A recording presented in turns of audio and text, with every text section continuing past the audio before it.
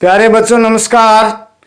प्रश्नावली 3.2 question number 1, निम्नलिखित प्रश्नों में से प्रत्येक प्रश्न का उत्तर दीजिए।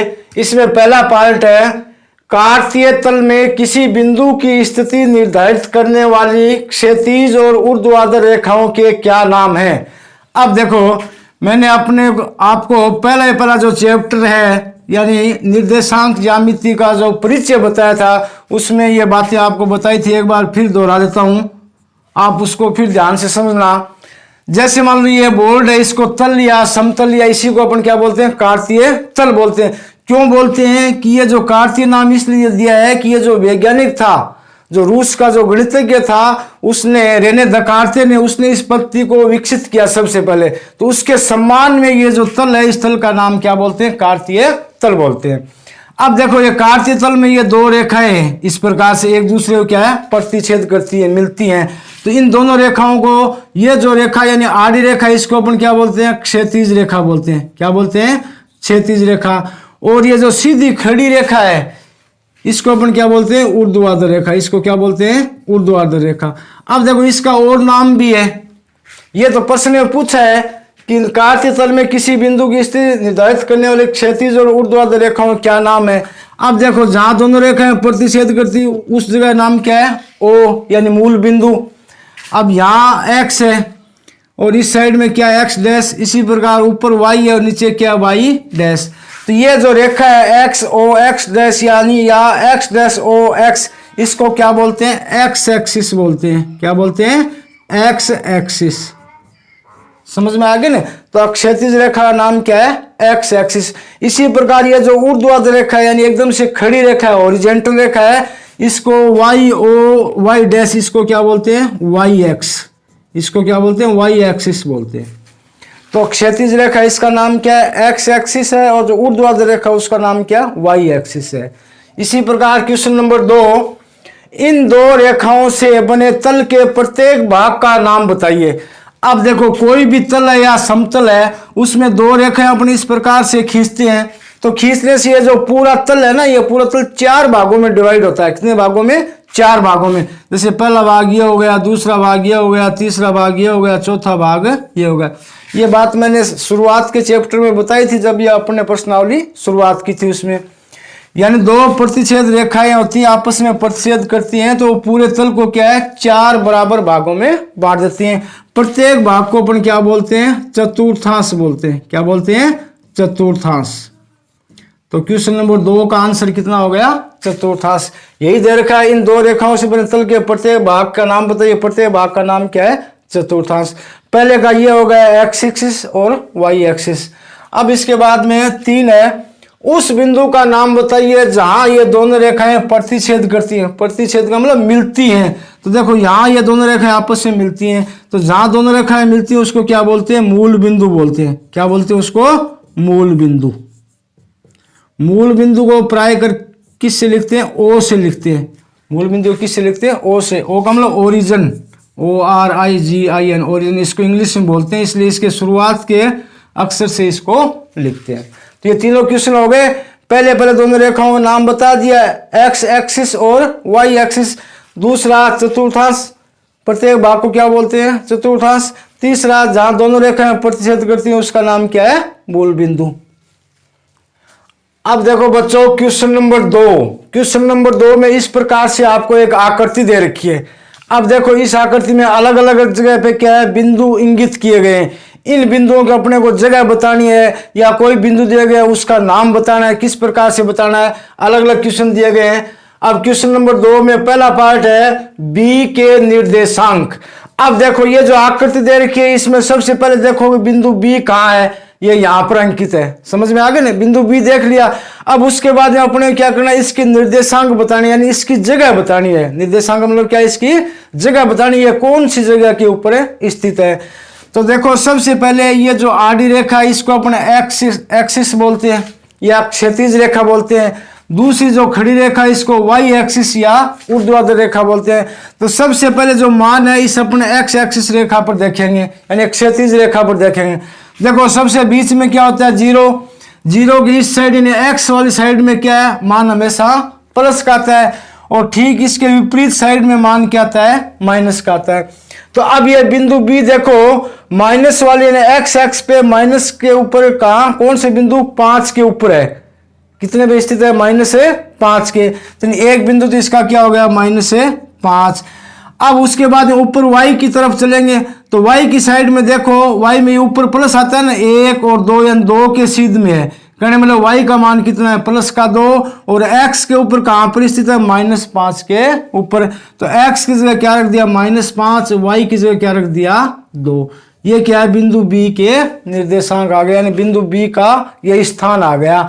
तो पहले का आंसर क्या हो जाएगा, x x पे कहा है, -5 पे स्थित है, -5, और y पे कहा है, 2 पे स्थित है, +2 है, तो प्लस लिखने की कोई आवश्यकता नहीं है, -5 और 2 लिख दिया।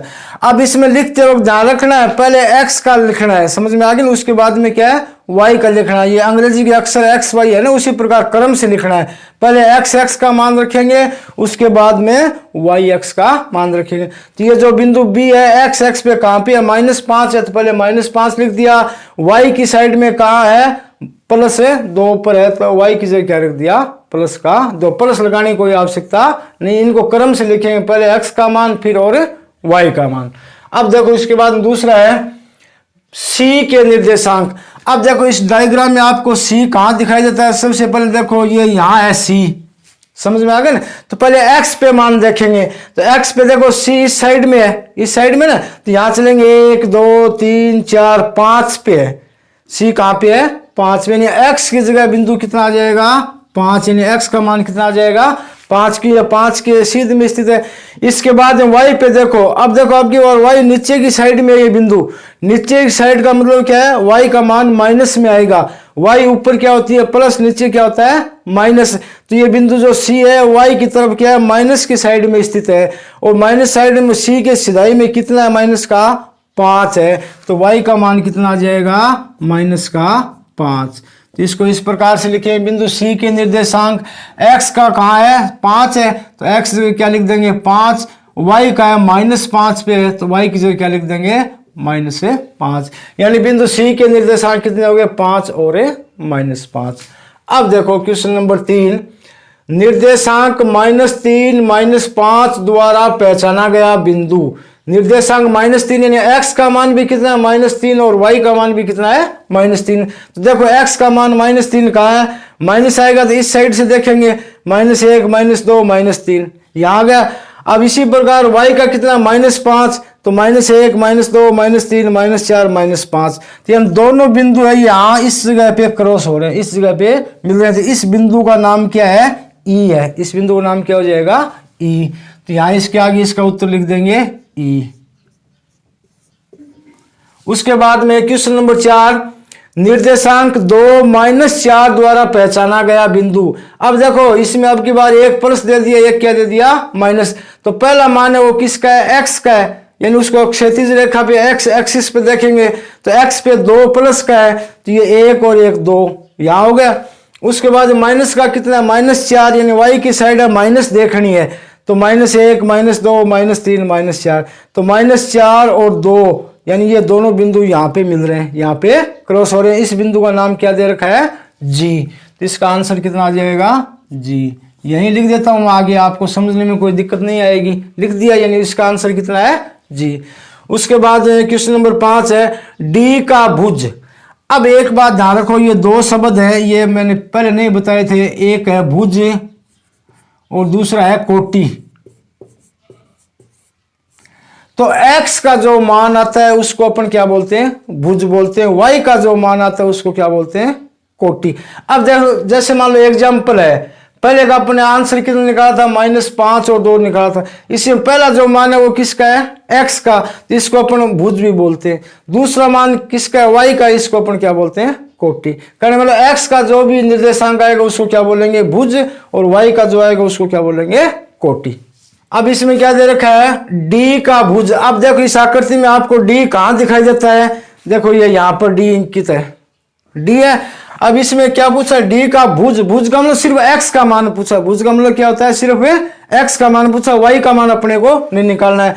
तो ये D x के ऊपर कहाँ स्थित है, 1 2 3 4 5 6, 6 नंबर बिंदु के ऊपर स्थित है, तो इसका भुज कितना आ जाएगा, 6 आ जाएगा। इतना ही लिखना आपको आंसर में। उसके बाद में क्वेश्चन नंबर 6, बिंदु H की कोटि। तो सबसे पहले देखो आकृति में H आपको कहां दिखाई देता है, कौन सी साइड में है, H यहाँ पे है ना। अब H यहाँ पर, इसका H की क्या देखनी है, कोटि। कोटि का मतलब Y का मान देखना है, अब की बार X का नहीं देखना है अपने को।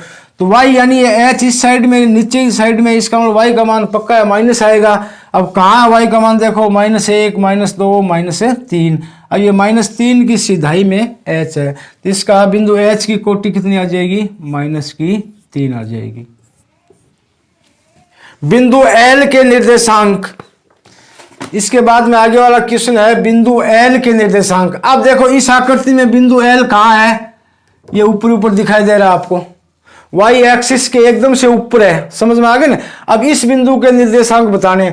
अब देखो ये जो बिंदु है ये मूल बिंदु के ऊपर स्थित है, यानी y एक्सिस के एकदम से ऊपर स्थित है, तो यानी x की साइड में न तो ये इधर गया और नहीं इधर गया, यानी x की साइड में बिल्कुल भी है, एक कदम भी नहीं चला। इसका मतलब x का मान कितना आ जाएगा, 0 आ जाएगा।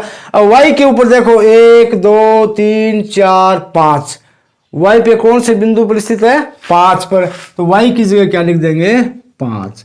यानी बिंदु L के निर्देशांक कितने आ जाएंगे, x की जगह क्या आ जाएगा, 0, y की जगह कितना आ जाएगा, 5। क्यों, x में न तो ये बिंदु इस साइड में गया और नहीं इस साइड में गया, इसका मतलब x का मान तो 0 है, और y के मान की जगह ये 5 के ऊपर स्थित है, y की जगह क्या लिख देंगे, 5। तो बिंदु L के निर्देशांक कितने आ गए, 0 और 5। इस 0 को भुज कहते हैं, 5 को क्या कहते हैं, कोटि। उसके बाद में आगे वाला है बिंदु M के निर्देशांक। अब देखो इसमें M आपको कहां दिखाई दे रहा है, बिंदु M बिंदु अंकित नहीं किया, मैं अंकित कर देता हूं। इसमें बिंदु M बिंदु यहां पर है, ये बिंदु क्या है, M है। अब इस बिंदु M के निर्देशांक बताने, तो M देखो x के ऊपर स्थित है और माइनस की साइड में स्थित है, तो -1 -2 -3, यानी x का निर्देशांक कितना आ जाएगा, -3। यानी भुज कितना आ गया, -3। अब कोटि निकालना है, y का मान निकालना है, तो y के मान या तो ऊपर की साइड में आएगा प्लस का, और माइनस का तो नीचे की साइड में आएगा। अब ये बिंदु न तो ऊपर गया न नीचे गया, यानी x एक्सिस के ऊपर स्थित है, इसका मतलब y का मान क्या आ जाएगा, 0। तो इस बिंदु M के निर्देशांक कितने हो गए, -3 और 0। इस प्रकार से आपके दोनों क्वेश्चन कंप्लीट हो गए। धन्यवाद।